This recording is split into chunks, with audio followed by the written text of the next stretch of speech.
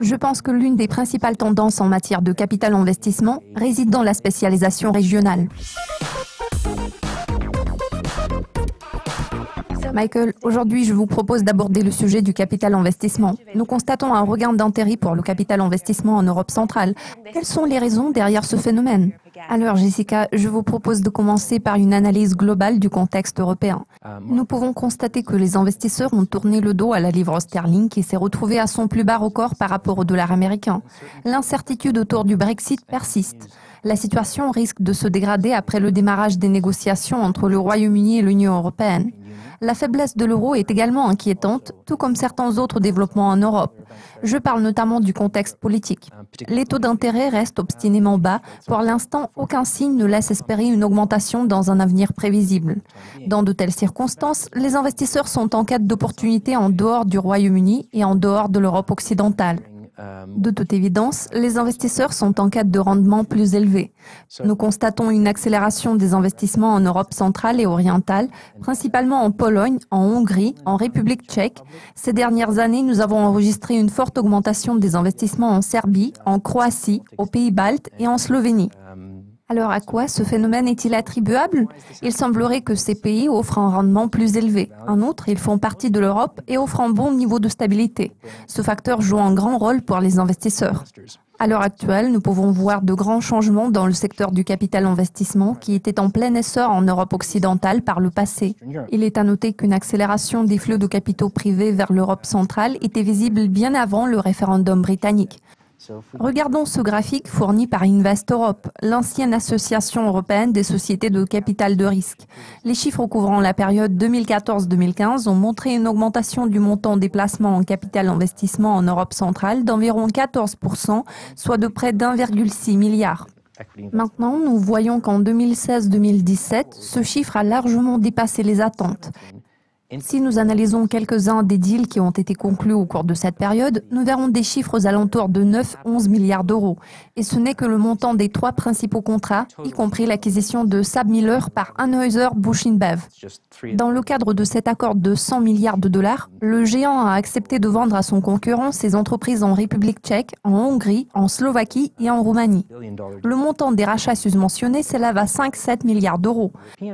Parmi les investisseurs intéressés par ces contrats, en termes de fonds de capital investissement, nous pouvons citer KKR, BC Partners, CVC Capital.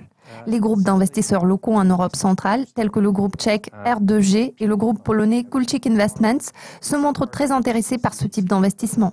Il n'y a pas que des groupes d'investissement locaux qui voudraient investir dans ce genre d'actifs.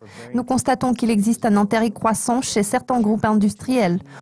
En l'occurrence, la société China Resources Enterprise est également vivement intéressée par ce type d'investissement. En général, les entreprises chinoises deviennent de plus en plus actives en Europe centrale. Compte tenu des deals susmentionnés, je pense que le montant des placements en capital investissement ne cessera de progresser en allant de l'avant par rapport aux chiffres enregistrés ces dernières années. Pour mieux comprendre l'ampleur de cette tendance en Europe, je vous propose de passer à la diapositive suivante. Elle nous montre des flux d'investissement directs étrangers dans ces pays par rapport au nombre d'habitants. Nous pouvons voir sur ce graphique qu'en Europe, ce chiffre s'élève actuellement à 0,3%, tandis qu'en Europe de l'Est, il s'élève à 0,13%. En toute logique, il reste un vaste potentiel de croissance dans cette région. Nous sommes d'avis que cette tendance prendra une ampleur considérable dans l'avenir. Tout porte à croire qu'elle se poursuivra au cours des quelques prochaines années. Quelles sont les tendances clés que nous observons dans cette région ? C'est une très bonne question. Je pense que l'une des principales tendances en matière de capital investissement réside dans la spécialisation régionale. Je tiens à souligner que les principaux fonds d'action mondiales aux États-Unis et en Europe ont eu beaucoup de difficultés à exercer leurs activités dans des pays d'Europe centrale en raison du montant moins important des opérations. Dans de telles circonstances, il est nécessaire que ces groupes aient beaucoup de main-d'œuvre dans ces pays pour être en mesure de mener leurs activités correctement. La tendance clé que nous avons remarquée réside dans le fait que les investisseurs clés se sont répartis en 3 grands groupes. Le premier groupe réunit les soi-disant family office ou les investisseurs à valeur nette élevée. Il s'agit notamment des entrepreneurs et des investisseurs locaux qui ont réussi à construire leur fortune dans leur secteur d'activité. Ces entreprises entreprises interviennent sur le marché local depuis près de 20 ans. À un moment donné, leurs propriétaires prennent la décision de les vendre et de confier la gestion de leur patrimoine à un family office qui va investir cet argent dans le private equity. Il s'agit d'un type d'investisseur très agressif avec un minimum de bureaucratie et des connaissances très profondes du marché. Vu que ces fonds sont financés par des particuliers, ils peuvent avancer assez rapidement. Quel est le rôle de la Suisse aux yeux des pays d'Europe centrale? Vous savez, Jessica, la Suisse a toujours été la destination préférée des grandes fortunes générées en Europe centrale et orientale. Nous pouvons le voir sur ce graphique qui nous montre que la plupart des fortunes qui avaient été construites en Europe centrale et orientale ont été gérées par des groupes suisses. La Suisse est donc la destination clé de ce capital. Je pense que cette tendance devrait se poursuivre, voire s'accentuer au fil du temps. Le changement de génération exerce également une influence considérable sur l'évolution de cette tendance. De nombreux propriétaires décident de vendre leurs entreprises en Europe centrale. Je tiens à préciser qu'il s'agit des entreprises couronnées de succès. Les entrées de capitaux issues de ces opérations en Suisse sont censées augmenter car ces investisseurs sont susceptibles de confier la gestion de leur fortune à des sociétés suisses.